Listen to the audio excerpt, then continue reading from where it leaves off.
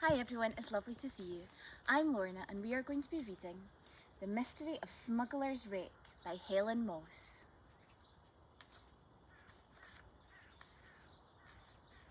Chapter 1. The Wreck of the Mermaid. That's where the mermaid ran aground. Emily Wilde pointed out across the bay towards Pirates Cove. Jack took the binoculars and focused on the jagged rocks jutting up from the water, rocketing the waves into fountains of white spray.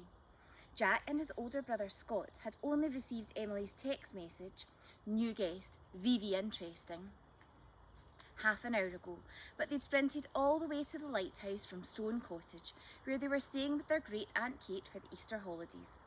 Emily never gave much away in a text in case her phone fell into enemy hands, she claimed. But the boys knew her well enough to know that VV interesting had to be something good. Now they were all sitting on the rocks below the old red and white lighthouse, which Emily's parents ran as a bed and breakfast, along with Emily's little dog Drift, of course. A young man with dark, closely cropped hair and light brown skin stretched over angular cheekbones, and a square jaw was waging war with a large map. Every time he unfolded another section, a willful sea breeze flipped it up over his head. "This is Joe Gordon," Emily said. "He checked in at the lighthouse this morning." "Hi there." Joe peeled the flapping map from his face and waved. "Joe is going to be diving down to the shipwreck." Emily scooped up a handful of stones and weighted the map down on a flat rock. Drift thought this was a great game. He began picking up the pebbles in his jaws and dropping them on the map. "So you're exploring the mermaid for your research?" Scott asked. Scott and Jack's dad, Leo Carter, was an archaeologist, so they were used to people trekking off to far-flung locations to unearth bits of ancient history. But Scott couldn't help feeling a bit disappointed. Since they'd started coming to Castle Key last summer, the guests at the lighthouse had included an ex-SAS stuntman, a glamorous international art thief, and a group of legendary rock stars. Joe Gordon seemed a nice enough guy, but a historian wasn't exactly in the same league, even if he was wearing the coolest pair of trainers Scott had seen in a long time. But Joe Gordon shook his head. "No, it's not research exactly. Joe's just started a diving company that recovers valuable cargo from shipwrecks," Emily interrupted. Scott was impressed. "A professional treasure hunter? You mean that's actually a job?" Jack asked in disbelief. "How come nobody mentioned that one at our last school careers day?" Joe laughed. "We've been trying to keep it a secret for years." "So what do you think you'll find down there?" Scott nudged aside a pile of drift stones and studied the map. Joe had marked the location of the wreck in red pen. Joe rubbed his chin. "Well, the mermaid's been down there over 200 years. She sank in 1779, Emily chipped in. "That's right. She was a big cutter belonging to Thomas Pendragon," Emily interrupted again. "He was the owner of Pendragon Manor at the time." "Exactly," Joe said, "a wealthy landowner. But he was also a well-known smuggler," Emily breathed, her eyes shining with delight. Joe Gordon turned to the boys and grinned. "Is she always like this?" Scott and Jack both nodded. "Yeah." "Like what?" Emily interrupted. Scott, Jack and Joe Gordon laughed.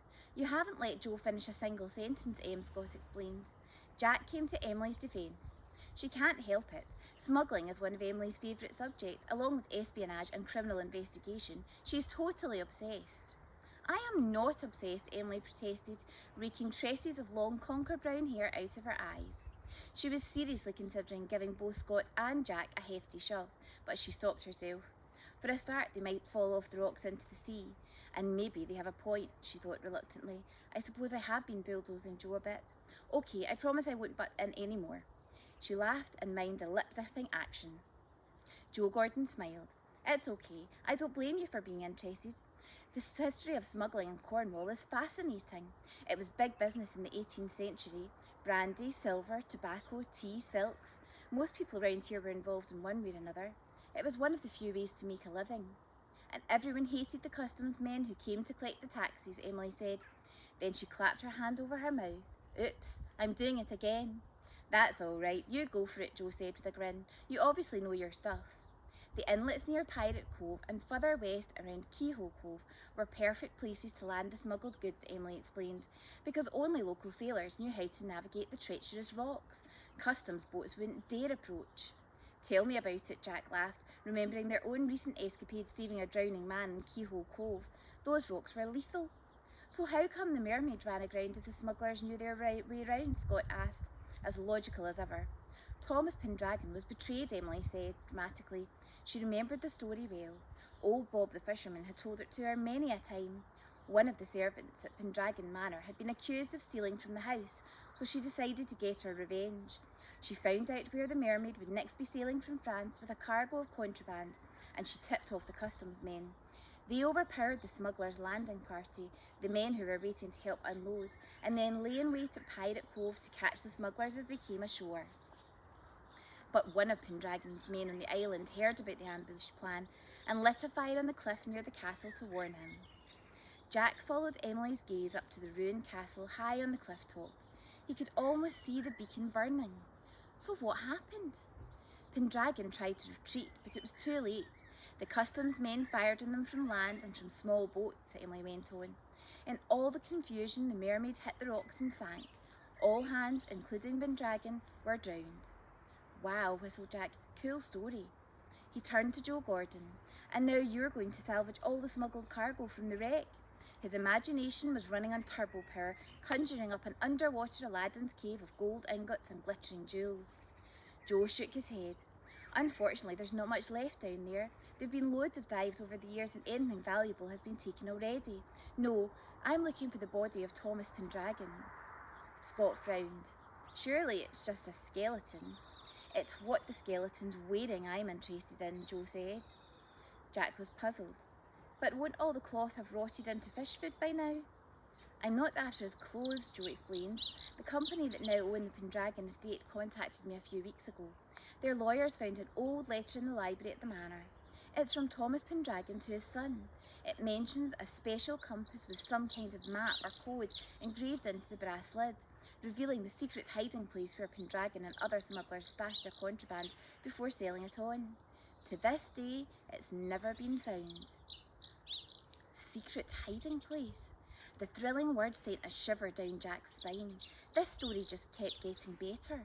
So you're going to find the compass and then the treasure? That's the plan. The new owners of the Pendragon estate have hired me to try to recover the compass for them.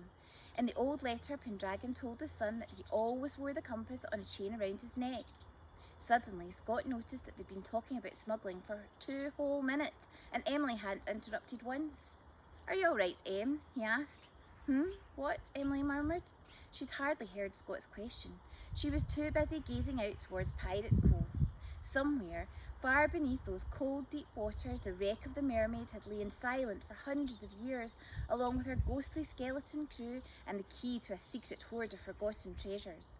An idea was unfolding in Emily's mind, an idea so magical she hardly dared put it into words. Wouldn't it be the most amazing adventure ever to be the one to find the Pendragon compass? When she finally spoke, Emily's voice was barely more than a whisper. You couldn't take me down to the wreck, could you? Join me for Chapter 2.